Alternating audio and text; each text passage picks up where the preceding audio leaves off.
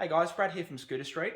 Just going to do a quick install video today to show you how to install a performance shock on your Piaggio Zip or LX or S50 Vespa, as they all use the same sort of system. I believe the new Primavera up to some of the 150cc, such as the Sprint, uses the same type of system. Now, in many of the other Piaggio models, like Typhoon or some of the Aprilias as well, which come under that Piaggio umbrella, use a similar sort of shock, but slightly different, where they all use the same rather wide style C-clamp type connection at the engine, but many of the others use a U or eyelet style connection at the top, whereas the Vespas and the Zip uses this type of connection where it's essentially a shaft that bolts up into a slotted hole in the chassis. Now, these can be a little bit more difficult to install just because it's not a basic nut and bolt system. You actually have to get, unfortunately, an impact driver down from the top of the scooter. Usually you can access it from the battery box to remove this nut. We've found conventional tools won't just get it out. You need to use an impact style tool, because if you try and undo it, particularly if it's corroded or if it's been done up extra tight from the factory, which many of them have, it'll end up just twisting the shaft of the shock rather than undoing the nut itself. So you need to use an impact style tool, whether that's an air rattle gun, rattle style gun, or there's many options for cordless battery powered impact drivers, which are relatively inexpensive. They're coming down in price all the time, and that's what we have here. No particularly flashy one. You can get you can usually pick one up for a couple $100, and you'll end up using it for many parts on your scooter, particularly if you're doing some tuning work. So with this style, they're relatively easy to fit as long as you have that impact driver. One thing I will say about this shock here I have is a YSS Pro X shock. These are like an upgrade from a factory replacement. So unfortunately, we've found on the factory shocks, on particularly the Zip, as well as the 50cc Vespas, they have a real tendency for the shaft to rust, and that then in turn causes the seal to leak, or they often commonly just have seal failure, which causes much of the oil or the fluid inside the shock body to leak, and you end up just having a big bouncy spring on the back of your scooter.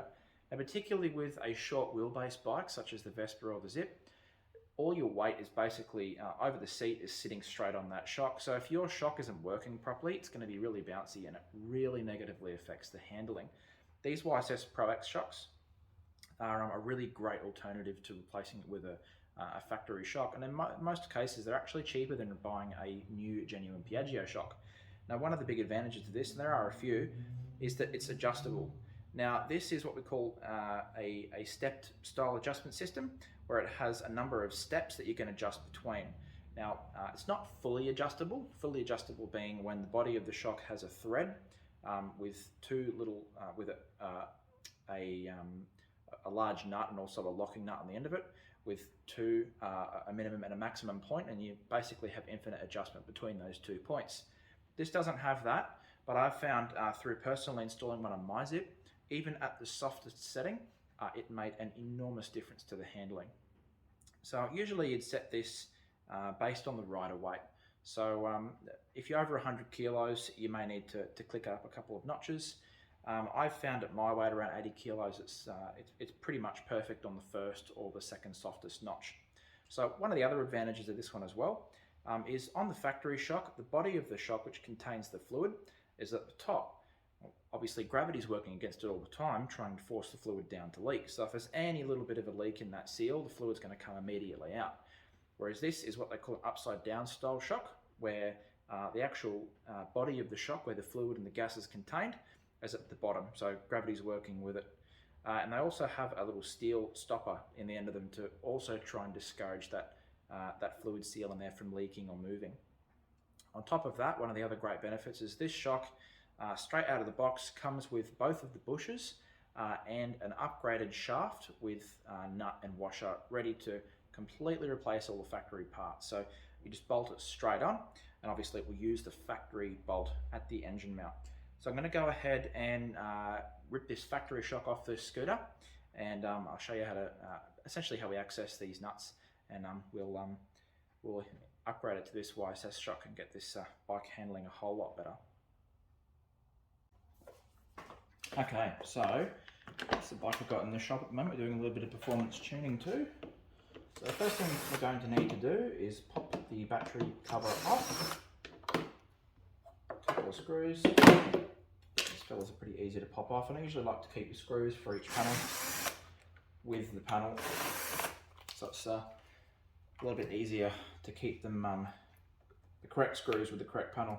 So next we're going to do is pop the battery out.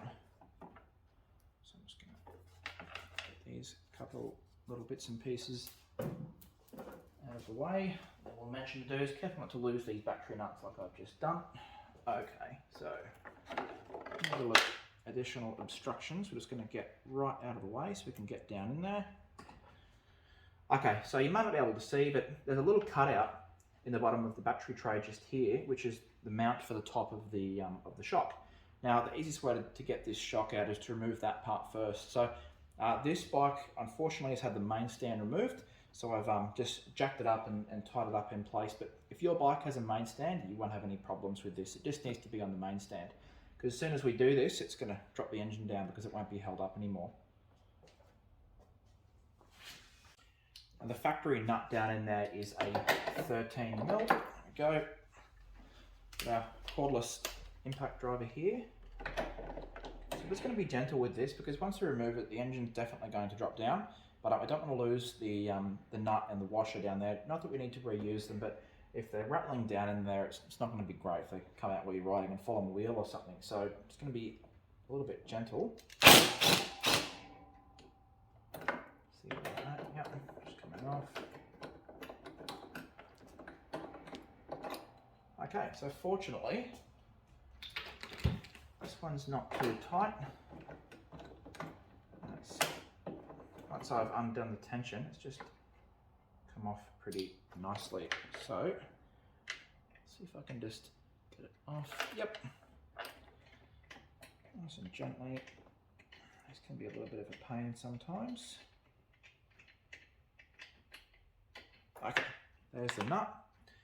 And there's a spring washer and a larger washer still down there. But at the moment, the tension sitting in there is holding it in place. So if I just give the engine a little push, yep, it's just popped straight out. So what I'm going to do now, I'm going to grab some pliers.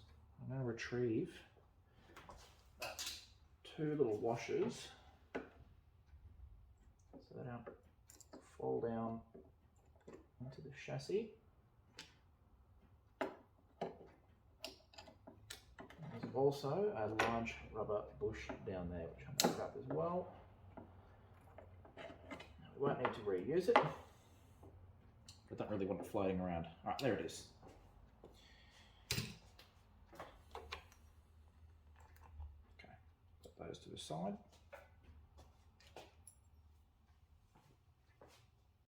Okay, so the next stage is going to be to remove the bottom. Now, you'll see that this bike actually has a little Polini riser kit. Now, the factory shock is 285mm. There's a couple of different options for it. You can get another 285mm replacement, and there's also a 300mm replacement, which is obviously a 15mm lift, and Molossi also do a larger one as well. So, depending on which shock you've gone for, you're going to have to make your own mind up as to whether you keep the lifter kit. This bike's running a pod filter, but if your bike is running an airbox, which normally sit here, there is a bit of an advantage, not just to the handling, but in installing one of these riser boxes, because it gives you a little bit more space to maneuver the airbox out. If you pull the airbox out of your bike before, you have a Piaggio Zip or a Vespa, you would certainly know how difficult these can be to get out. So putting a riser kit in there just gives you a little bit more room and can make it a little bit easier to go ahead and do that. So you're going to need a 17mm spanner for the nut at the back there, and it's the same 13mm that you've used for the top nut for this one here. So I'm just going to go ahead. Okay, so as soon as I pull this pin out here, it's most likely going to happen is the engine is going to drop down a little bit because it's not being held up into the bike anymore. So a little bit of utility and lifting the engine up a little bit and make it a little bit easier to thread this bolt out. Now the shock's probably going to fall down. Yep, there it is. So I'm just going to steady the two. All right, factory shock out. I'm going to go ahead and grab this YSS and we'll get it up in there. Now I've got the shock here. You'll see I popped the washer and the nut off. Obviously, there's two bushes here. So one bush sits at the bottom and one bush sits at the top. It's got this nice little shaft there as well, just to protect the thread. So pretty much going to use exactly the opposite of the process that I've just used. So I'm going to, sort of referencing from the top, slide it in at the top, and not knowing sort of, having a gauge of reference is how it's going to feel. I'm just going to put, because you see this block has a couple of different positions, so I'm just going to put it in the same position that the other shock was in. So I'm not vastly changing anything, just to put it in a fairly neutral position. So exactly the same process.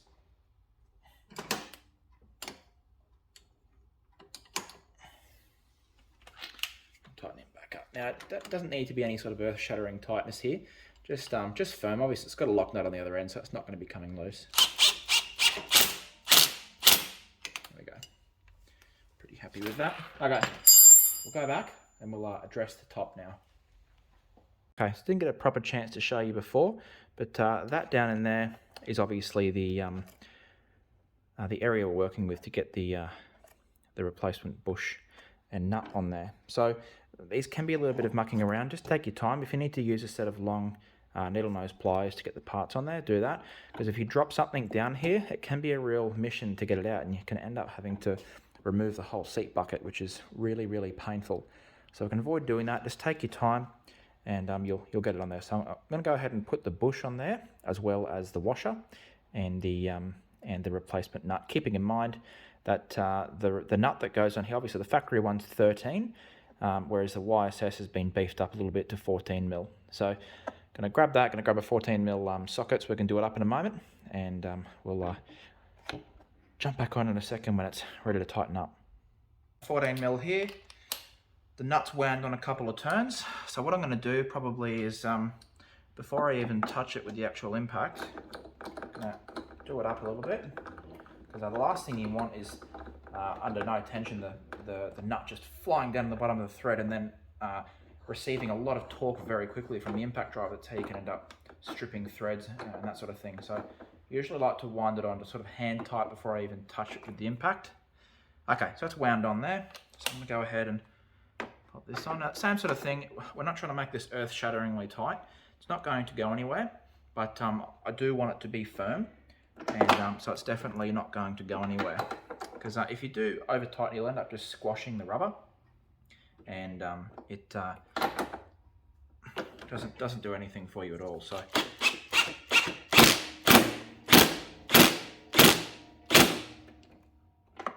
okay, give it one more little hit just for good measure.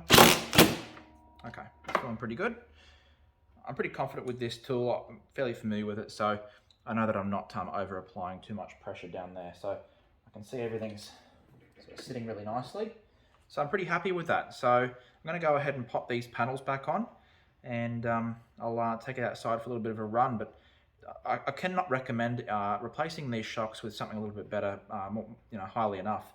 Even if you've got a brand new factory scooter and there's nothing wrong with your factory shock, it really does make a huge difference to the handling. And for the sake of under $200 for a replacement shock, it's pretty difficult to find a cheaper and more significant upgrade for such a cheap price to the handling of your bike. So definitely very, very highly recommend. Okay, so I've got him on the second stiffest setting at the moment. Like I said, my weight's about 80 kilos, and I find this pretty appropriate for me. But you can see there's absolutely no bounce whatsoever.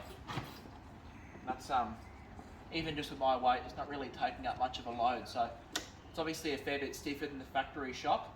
So like I said earlier, a really good upgrade. I'd highly recommend this to any particularly short wheelbase scooter like a Vespa with 10-inch wheels, or the Zip, obviously the 50 or the 100.